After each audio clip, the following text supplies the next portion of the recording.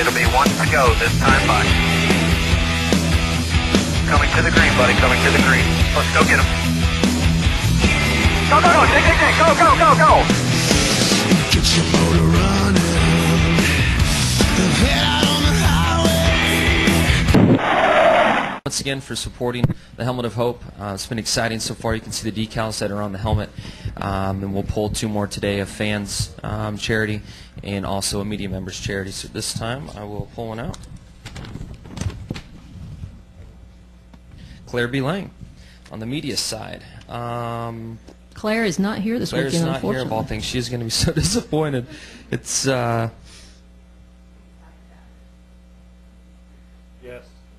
is it?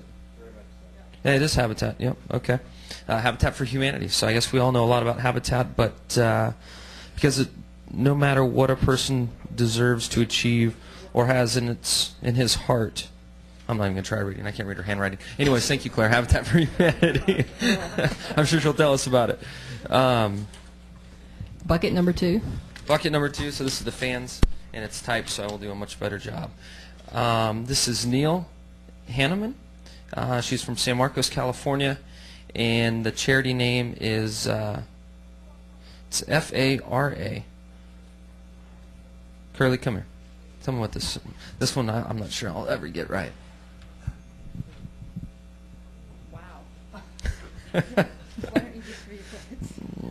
Perfect. So FARA's mission is to support scientific research leading to treatments and a cure for Friedreich's ataxia charity website. Yeah, blah, blah, blah. But anyways, comments first and foremost, her niece Rachel is affiliated with FA. Rachel and others like her affected from an early childhood with little likelihood of surviving in the early to their early 20s. During my own racing career, I had an opportunity to support charities and preferred ones related to children. Our kids are innocent and precious and deserve every chance that we can give them.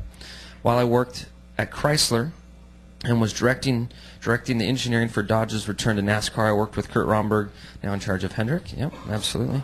And came to learn a lot about his autistic son. This Helmet of Hope would create great visibility for a cure of fatal disease that affects children while giving hope and enjoyment to those kids that are affected by FA. So there are 2. Now we'll get down to business. Sounds like a good charity.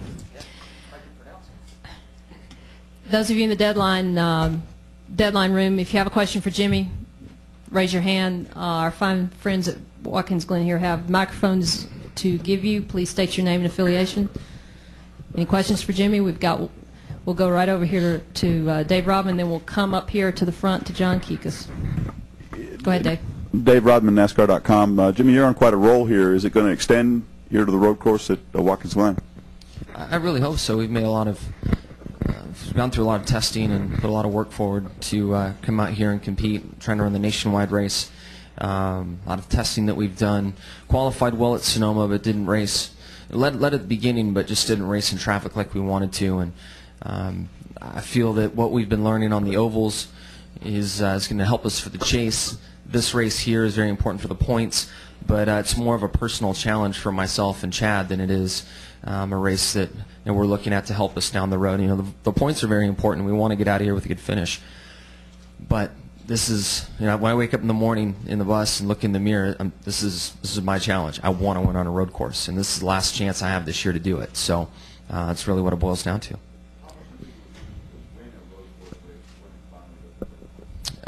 It's going to mean a lot to me. I mean, especially through life, you set out challenges that you want to conquer and beat, and I've been very fortunate to achieve a lot in this sport. Win the Daytona 500, the Brickyard twice now. Other tracks have been very difficult on me, like Richmond. I never thought I would win at Richmond, and finally conquered that track. So it would be extremely satisfying and something that I want to do. I mean, I really enjoy road course racing. I love racing in the Grand Am Series. I could see, way out in the future someday, if I'm not racing Cup full time, that I would love to run in the Grand Am Series or run in some type of road course racing series. And 24 Hours of Le Mans is another big goal that I have for myself. So being a good road course racer is important to me.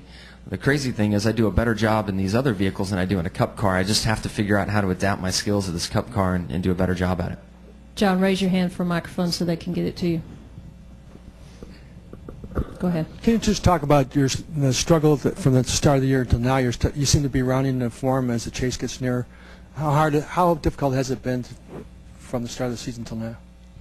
It's been difficult. I mean, there are certainly races that we hit some new marks, some new lows at the start of the season with how the car performed, the finishes we had, and kind of where we thought we were competitively in the garage. But it just shows how difficult the sport is and how hard it is to stay on top.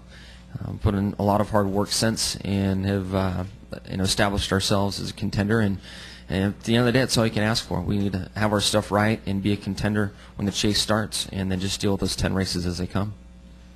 We've got a question over here for David Caravello. David Caravello. There you go. David Caravello, NASCAR.com. Jimmy, I think if Kyle wins this weekend, he will clinch the top spot in the chase. Can you just go back to last year and comment on just that cushion you had going in and how much that helps you and how big a deal that really is? You know, it's important, especially the first 2 or 3 races. Everybody's so worried about the points and where you're at.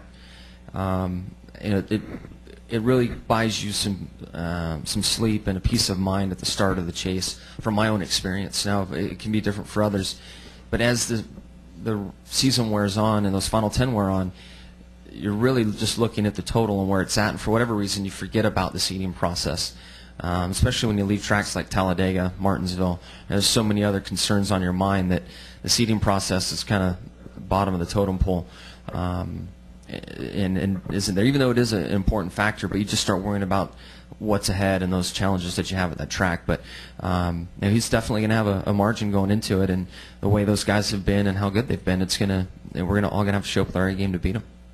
JJ. Jimmy, JJ O'Malley, GrandAm.com. You mentioned you enjoy running in the Rolex Series. What's your thoughts racing in the Rolex 24, and do you expect to be back there soon? I truly enjoy it. I wish that I could race a couple other events throughout the year. We looked at it hard this year, but it just didn't come together with the tough market and the challenges we had to get our Cup program back in order. So in the future, I'd love to look at other events, but at a minimum, I want to run the Rolex 24 each year. I finished second twice now. I had a great experience with Bob Stallings Racing and Fogarty and Gurney, and Vassar was there as well. So hopefully that opportunity is there for me next year. I'm sure in the next few months we'll button up what's going to take place, but I have every intention to come racing Grand Am at the 24. We'll go Don, Chris, Dean, here in the middle, and then back up front. Don Coble with Morris News Service. Touching back on these next 5 races, is in your position, are you just racing now for bonus points? Because once you're in, you're in. Does it kind of change the way you approach these next 5 races? I don't think that much, to be honest with you. I just get everything I can every lap, and if it's for a win, great. I mean, I think Texas is a good example of that last year racing with Kenseth.